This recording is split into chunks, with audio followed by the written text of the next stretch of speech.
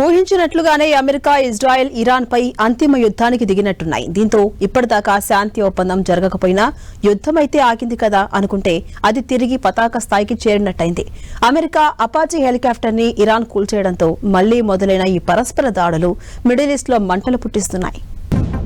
America army helicopter ని కూల్చివేసిన Iran, ప్రతీకారంగా Iran పై America భీకర వైమానిక దాడులు, ట్రంప్ ఆదేశాలతో దాడులు చేపట్టిన యుఎస్ సెంట్రల్ కమాండ్, మధ్యప్రాచ్యంలో మరింత పెరిగిన యుద్ధ వాతావరణం, ఇరాన్ పై అతిపెద్ద దాడికి సిద్ధమంటూ ఇజ్రాయిల్ హెచ్చరిక.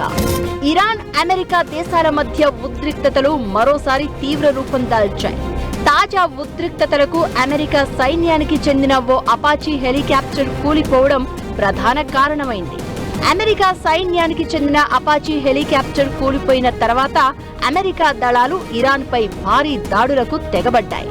అమెరికా సైన్యం ఏకకాలంలో ఇరాన్కు చెందిన కీలక ప్రాంతాలైన కేషం ఐలాండ్, సిరిక్, బందర్ అబ్బాస్, కోహే ముబారక్, జాస్క్ ప్రాంతాలను లక్ష్యంగా చేసుకుని ఎయిర్ డిఫెన్స్, రాడార్ వ్యవస్థలను ధ్వంసం చేయడమే కాకుండా అలాగే ప్రపంచ చమురు రవాణాకు అత్యంత కీలకమైన హర్ముజ్ జలసంధి సమీపంలోని సైనిక స్థావరాలపై అమెరికా విరుచుకుపడింది. అమెరికా చేసిన ఈ దాడికి ప్రతీకారంగా Iran Islamic revolutionary guard corps IRGC రంగంలోకి దిగింది.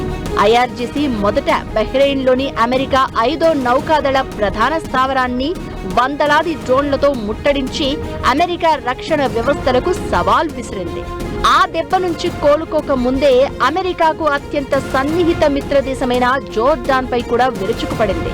జోర్డాన్లోని ప్రముఖ మువాఫాక్ సాల్ట్ ఎయిర్ బేస్ లక్ష్యంగా ఇరాన్ భారీగా బాలిస్టిక్ క్షిపణులను ప్రయోగించింది. క్షిపణి దాడుల అనంతరం ఇరాన్ సైనిక విభాగం ఐఆర్జీసీ ఒక అధికారిక ప్రకటన విడుదల చేస్తూ తాము జోర్డాన్ ఎయిర్ బేస్ లో 4 ప్రధాన లక్ష్యాలను విజయవంతంగా దెబ్బతీశామని ప్రకటించింది. ఈ ఎయిర్ బేస్ ను అమెరికా తన అధునాతన యుద్ధ విమానాలైన F-35, F-15లను ఉంచడానికి ఉపయోగిస్తోంది.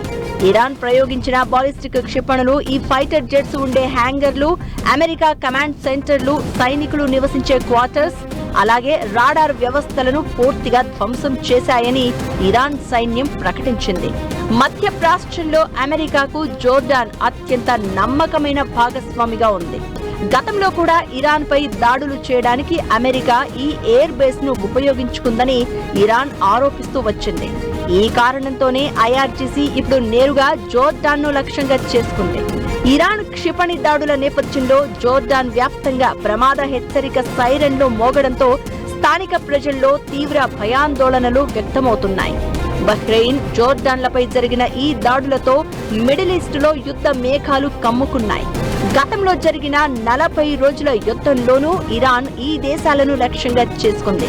అయితే గత వారంలో అంచనాలకు తగినట్లుగానే అమెరికా, ఇజ్రాయిల్ ఓ ఫైనల్ బ్యాటిల్ కు సిద్ధమైనట్లుగా పరిణామాలు సాగుతూ ఉన్నాయి.